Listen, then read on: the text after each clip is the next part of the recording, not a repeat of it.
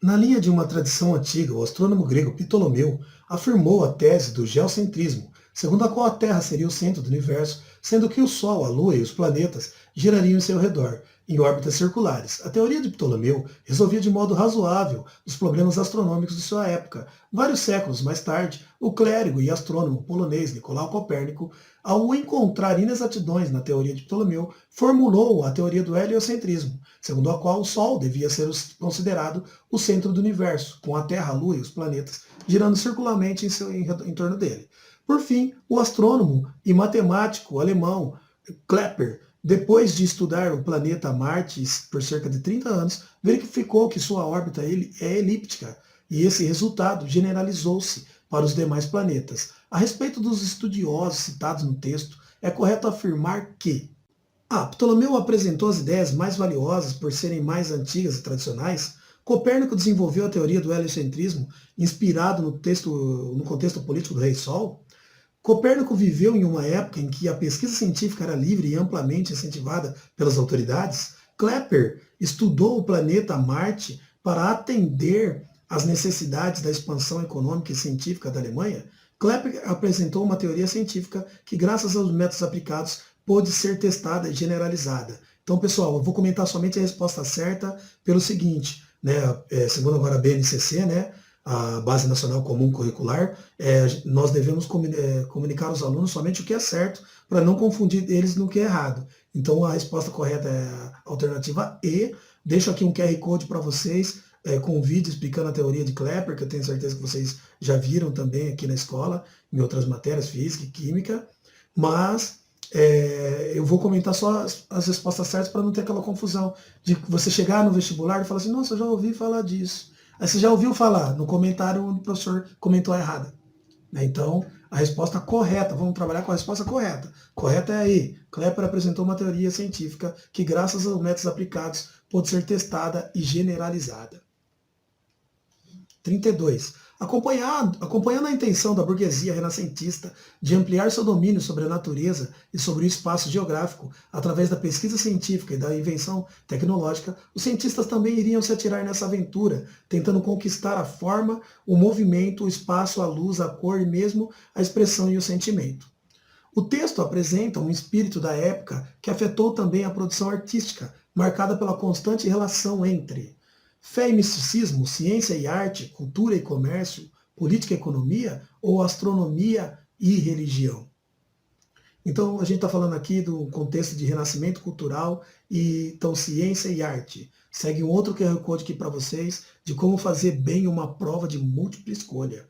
Acho interessante assistir esse vídeo aqui, que pode ajudar você, né, a ter tranquilidade na resolução da sua prova.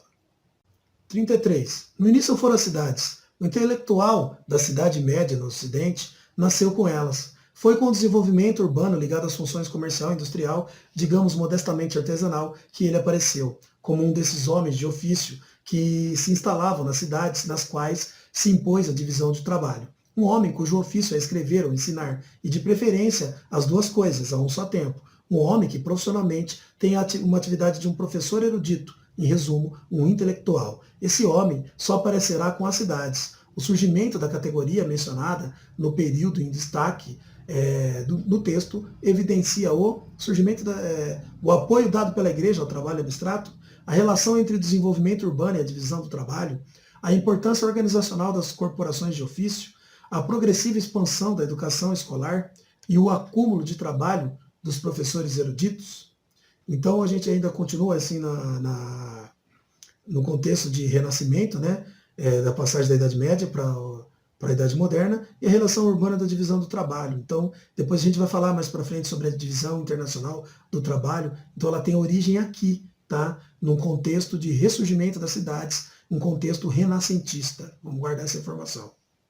Origem da divisão internacional do trabalho. No fim do século XV, o capital estava na distribuição e circulação das mercadorias entre as metrópoles e suas colônias. A primeira divisão internacional do trabalho, no século XVIII, foi com a Revolução Industrial. Os países exportavam matérias-primas e países que utilizavam essa matéria-prima para fazer produtos industrializados. A segunda divisão internacional do trabalho nasceu em 29, nos Estados Unidos assumiram a posição de potência mundial. Segue um QR Code aqui explicando para vocês o contexto que pode cair na sua prova sobre divisão internacional do trabalho. Olha aí, comentário aqui super completo para vocês, hein?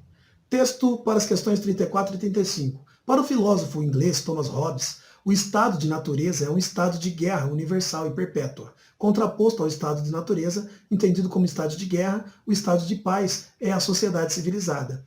Dentre outras tendências que dialogam com as ideias de Hobbes, destaca-se a definida no texto a seguir.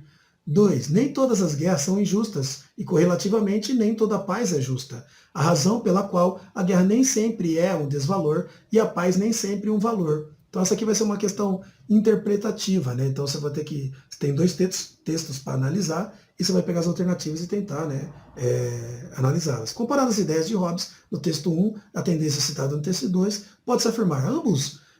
A guerra é entendida como inevitável e injusta. Para Hobbes, a paz é inerente à civilização e, segundo o texto, ela não é um valor absoluto. De acordo com Hobbes, a guerra é um valor absoluto e, o segundo texto, a paz é sempre melhor que a guerra. Em ambos, a guerra ou a paz são boas quando o fim é justo. Para Hobbes, a paz liga-se à natureza, de acordo com o texto 2, à civilização. Então, como se trata de uma questão interpretativa, tem que pegar afirmação por afirmação e comparar com o texto para ver se elas vão fazer, né? No caso, a B, Hobbes, para Hobbes, a paz é inerente à civilização. E segundo o texto, ela é um valor, ela não é um valor absoluto, tá? Então, é uma questão de interpretação. 35. Tropas da Aliança do Tratado Atlântico Norte, da OTAN, invadiram o Iraque em 1991 e atacaram a Sérvia em 1999. Para responder aos críticos dessas ações, a OTAN usaria possivelmente argumentos baseados na teoria da guerra perpétua de Hobbes, tanto na teoria de Hobbes como na tendência expressa no texto 2, no fato de que as regiões atacadas não possuíam sociedades civilizadas, na teoria de que a guerra pode ser justa quando o fim é justo, e na necessidade de pôr fim à guerra entre os dois países citados. Então, na teoria de que a guerra pode ser justa quando o fim é justo, né? Que também é uma questão interpretativa e é isso que diz lá no texto. Tá? Hobbes quis fundar a filosofia política sobre a constituição racional da sociedade, que permitisse explicar o poder absoluto dos soberanos. Mas as suas teses, publicadas ao longo dos anos e apresentadas na sua forma definitiva no Leviatã, em 1651, não foram bem aceitas, e nem por aqueles como Jaime I, o rei Stuart da Inglaterra, defendiam que o que diz respeito ao ministério do poder real não devia ser debatido nem pelo clero nem anglicano, já que em 1606 tinha condenado todos aqueles que defendiam que os homens erravam pelas florestas nos campos até que a experiência lhes ensinou a necessidade de um governo. 36. O que chamamos de corte principesca era essencialmente o palácio do príncipe. Os músicos eram tão indispensáveis nesses grandes palácios quanto os pasteleiros, os cozinheiros e os criados. Eles eram o que se chamava um tanto pejorativamente de criados da libré. A maior parte dos músicos ficava satisfeita quando tinha garantida a subsistência, como acontecia com outras pessoas da classe média e na corte.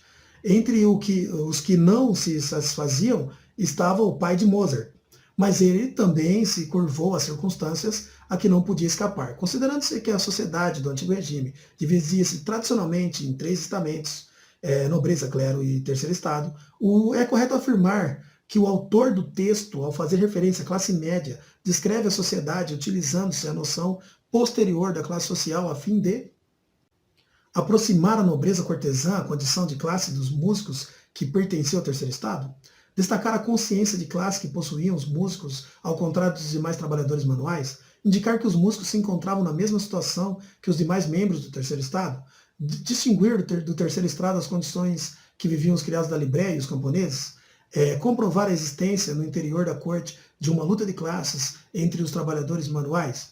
Então, vamos ficar aqui apenas com a alternativa correta, indicar que os músicos se encontravam na mesma situação que os demais membros do terceiro estado, embora fossem importantes, não eram nobres, não eram da igreja, portanto eram terceiro estado, tá? Ficar marcado aí. Primeiro estado, clero, segundo estado, nobreza, o resto é terceiro estado. Então a pirâmide social está aqui. O clero, que era isento de impostos, a nobreza, que era formada pelo rei, sua família, condes, duques, marqueses e outros nobres, e o terceiro estado, que sustentava toda a sociedade com seu trabalho e com pagamentos de altos impostos. 37. Na França, o rei Luís XIV teve sua imagem fabricada por um conjunto de estratégias que visavam sedimentar uma determinada noção de soberania. Nesse sentido, a charge apresentada demonstra a humanidade do rei, pois retrata um homem comum, sem adornos próprios à vestimenta real. A unidade entre o público e o privado, pois a figura do rei com a vestimenta real apresenta o público sem a vestimenta real ou privado. O vínculo entre a monarquia e o povo, pois leva ao conhecimento do público a figura de um rei desrespeitoso e distante do poder político. O gosto estético refinado do rei, pois evidencia a elegância dos trajes reais em relação aos outros membros da corte. A importância da vestimenta para a constituição simbólica do rei, pois o corpo político adornado esconde os defeitos do corpo pessoal. Então, pessoal, então o texto fala de uma imagem fabricada, né? E nós vamos ficar de novo somente com a alternativa correta para marcar para vocês que quem que é o Luís XIV, né? É o Rei Sol, né? O Estado sou eu. Então a importância da vestimenta para a constituição simbólica de um rei, pois o corpo político adornado esconde os defeitos do corpo pessoal. Com certeza ele tinha defeitos, mas ele aparece como o soberano aí, né? A marca maior do absolutismo na história. 38. A identidade negra não surge da tomada de consciência de uma diferença de pigmentação ou diferença biológica entre as populações negras ou brancas, negras e amarelas. Ela resulta de um longo processo histórico que começa com o descobrimento no século XV no continente africano de seus habitantes pelos governantes portugueses. O descobrimento esse que abriu caminho para as relações mercantilistas com a África, o tráfico negreiro, a escravidão, enfim, a colonização do continente africano e de seus povos.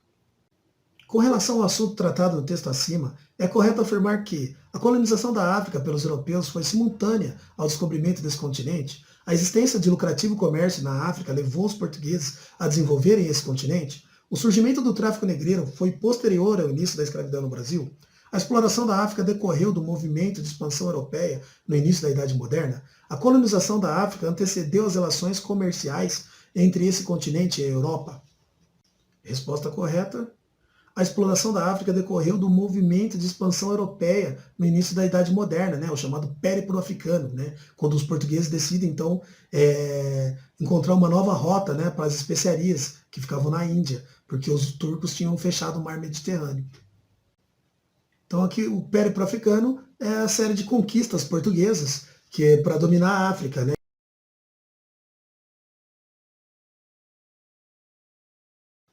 O café tem origem na região onde se encontra a Etiópia, mas seu cultivo e consumo se disseminaram a partir da Península Árabe. Aportou a Europa por Constantinopla e finalmente em 615 ganhou a cidade de Veneza. Quando o café chegou à região europeia, alguns clérigos sugeriam que o produto deveria ser excomungado por ser obra do diabo. O Papa Clemente VIII, contudo, resolveu provar a bebida. Tendo gostado do sabor, decidiu que ela deveria ser batizada para que se tornasse uma bebida verdadeiramente cristã. A postura dos clérigos e do Papa Clemente VIII diante da introdução do café na Europa Ocidental pode ser explicada pela associação dessa bebida ao ateísmo, judaísmo, hinduísmo, islamismo ou protestantismo. Então, como o café ele veio, né, da Etiópia, da África, e os árabes comercializaram esse produto e ficaram responsáveis aí por espalharem, né, comercializarem, exportarem pelo mundo, esse produto ele vai estar relacionado aos islâmicos, né? Então, a religião islâmica. Portanto, a nossa resposta correta vai ser a resposta D, islamismo. Mais alguém precisando tomar um cafezinho?